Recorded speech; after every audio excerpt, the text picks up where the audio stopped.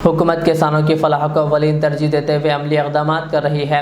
माजी में रुकी हुई ज़रूरी आलात की तक़सीम को दोबारा शुरू किया गया है और सब्सिडी पाइपलाइन भी फराहम की जा रही है।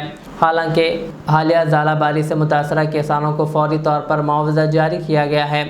हुकूमती विप और रुकन असम्बली आदित्य श्रीनिवास ने कहा कि मरकज़ के ताउन के बगैर भी किसान भरोसा स्कीम के तहत 12,000 रुपये की माली इमदाद जारी है।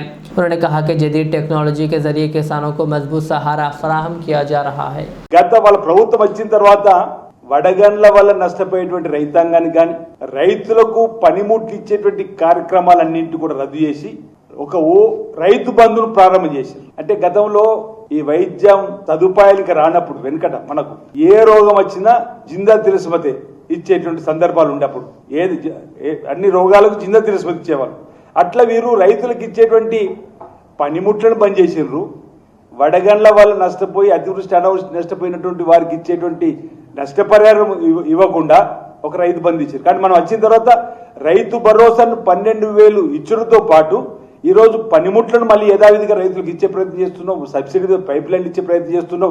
అంతేకాకుండా ఈ మధ్యలో వడగండ్ల వల్ల నష్టపోయిన రైతులకు లెక్క చూస్తే గతేడాది మార్చి సెప్టెంబర్లో వడగండ్ల నష్టపోయినటువంటి 94,440 రైతులకు 95 కోట్ల పైచీలకు డబ్బును కూడా మీరు రిలీజ్ చేయడం జరిగింది. వాళ్ళ హయాంలో 10 ఏళ్ళు ఎక్కడ కూడా వడగండ్ల నష్టపోయిన రైతుకు అనాపరిస్థితి ఇవ్వని సందర్భం.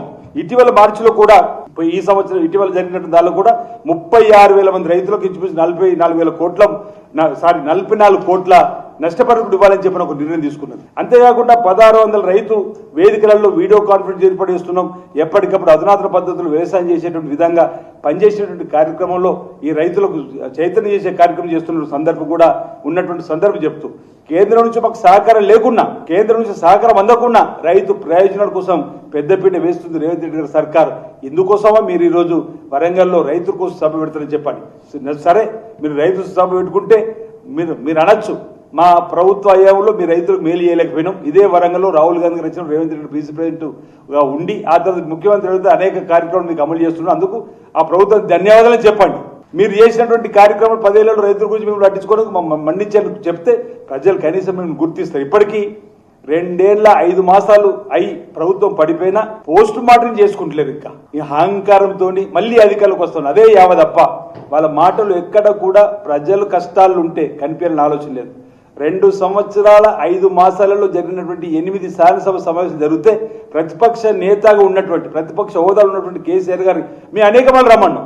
సరే, మీరు రమ్మంటే రాలేదు. కనీసం మీ కూతురు అడుగుతుంది కొత్త పాటు పెట్టినప్పుడు ఆ సార్ రారు, మళ్ళీ కారు రారు అని చెప్పని ఆమెను అంటున్న సందర్భంలో మళ్ళీ మేము అధికారులకు వస్తామని చెప్పినటువంటి మాయ మాటలు, మభ్యపెట్టే మాటలు ప్రజలు నమ్మరన్న మాట సందర్భంగా నేను తెలియజేస్తూ మేము ముమ్మాటికి ప్రజల పక్షాన్ని నిలబడుతున్నాం. ప్రజలకు ఇచ్చిన హామీలన్నీ కూడా అమలు చేసుకుంటూ ముందుకు పోతున్నాం.